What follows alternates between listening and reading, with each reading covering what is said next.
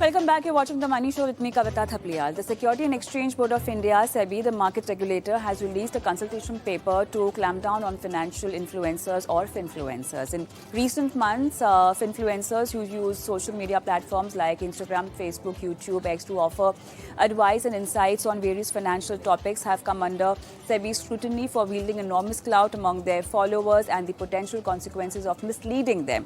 India's influencer market is estimated at 75 to $150 million a year as compared to the global market of almost $1.75 billion. Now, this is an industry that has become mainstream within the advertising space and is only expected to grow as more Indians go online. So, in the wake of this, the Advertising Standard Council of India has also come up with their own guidelines and have taken steps ahead against a few influencers. So let's deep dive in this interaction. I have with me Feroze Azeez, Deputy CEO, Anand Rathi Private Wealth Management, Manisha Kapoor, CEO and Secretary General, ASCI, and Sandeep Parekh, Managing Partner, FinSec Law Advisors. So, good evening and welcome to the show. Manisha, I'll come to you first because it seems ASCI has really come up with, you've been continuously working on this matter, and there have been a fresh set of guidelines that's been released, and also tough steps against few influencers. What is the matter so far? What's the status of this entire process which you are doing on board with SEBI? Thanks, Kavita. So essentially, we've been working in the area of influencers now for more than 2 years. We first brought out our influencer guidelines after a lot of consultative work in May 2021. We've been, of course, following this sector because it's a really, it's a new format of advertising. It's constantly morphing and evolving. And I think besides the general guidelines, we saw over the last couple of years, I think the number of influencers talking about products and services related to health and finance in very, very strong ways. And one doesn't know the antecedents of some of these influencers, whether indeed they are financial experts or not.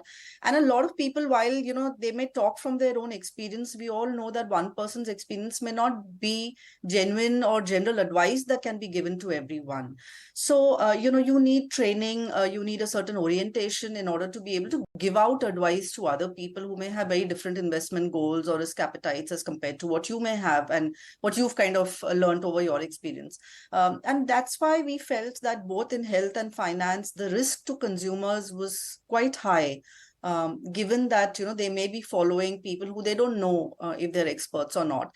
And of course, in parallel, we know that SEBI has also been, having this view that it's only registered, entities that are in a sense the recognized experts to give out this advice. And I think it's both these issues that made us eventually come up with the guideline, particularly for financial influencers, to make sure that that they have the experience and the expertise that one would consider them to be an expert when they give out advice to other people.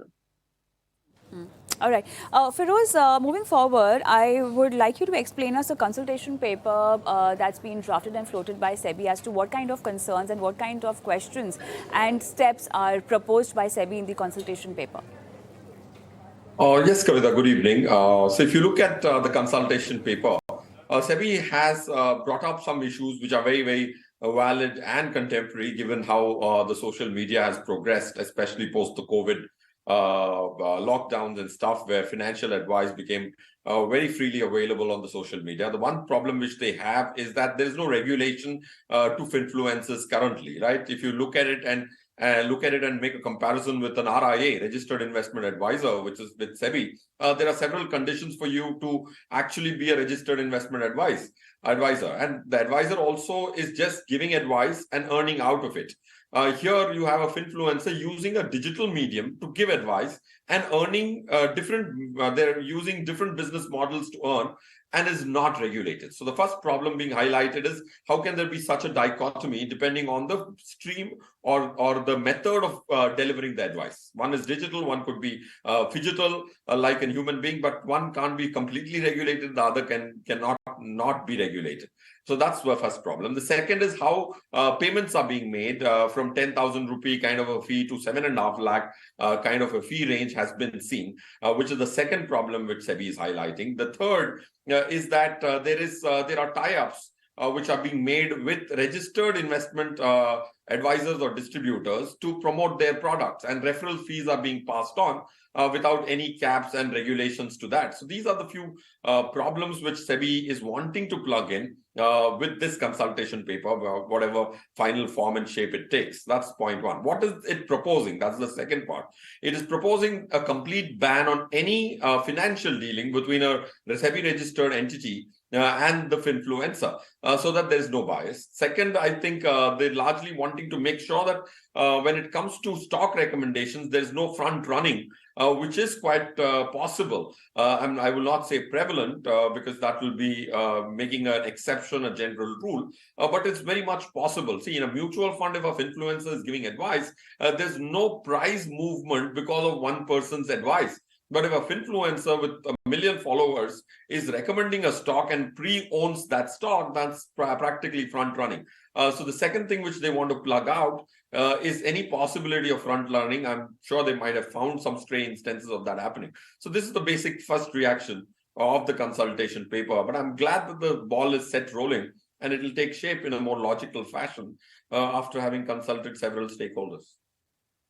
Exactly, but still a question remains on the infra as to how will all this happen. Sandeep, so really appreciated SEBI has taken the initial step towards bringing transparency and accountability on this, fast growing field of financial influencers. But then having said that, Sandeep, do you think it's enough? How will you regulate them? Because I think that's even...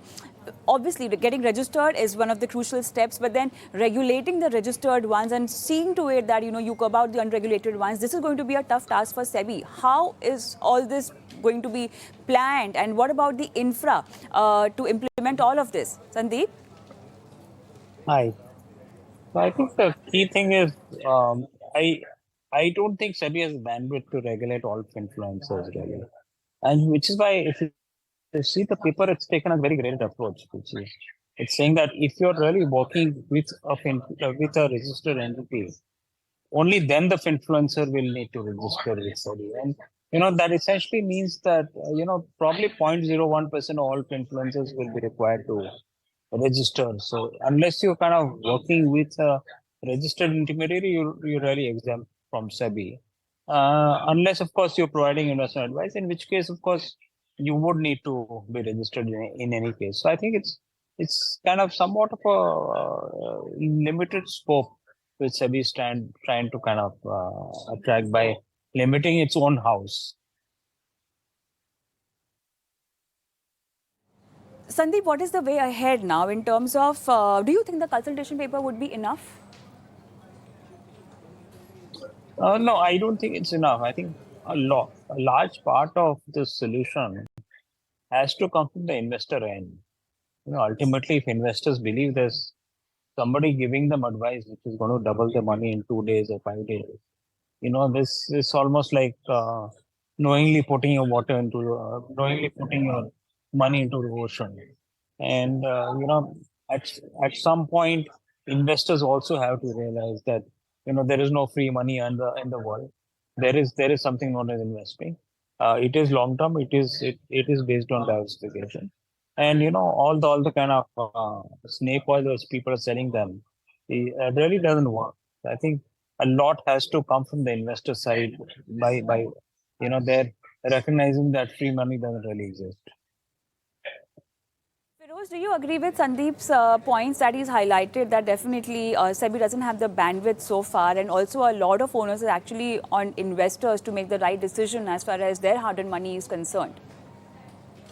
Yes, Kavita, I completely concur with Sandeep Bhai on the basis that, protection of an investor cannot happen without educating the investor. So if an investor is educated, then he automatically is protected. Now, if you look at several frauds which have been unearthed over the last couple of decades by SEBI, largely the people who have got stuck in those frauds, a reasonable portion of that are uneducated investors who have not been educated very well. be it small chit funds or even the biggest scams, I don't want to name them, you see that metro city seasoned investors have been able to exempt themselves and avoid these bullets which have been shot at them. So point is, if you want to protect an investor, you have to educate them. There's no way to handle them through a daily activity to prevent them from something which is invoking greed in them. So free money, like Sandeep said, doesn't exist. So you will have to believe that some things which are not too good to be true may not be true in the first place. So protection can only be the outcome of education. And I think investors beware is something which we have to take more seriously as each constituent from an investor standpoint also.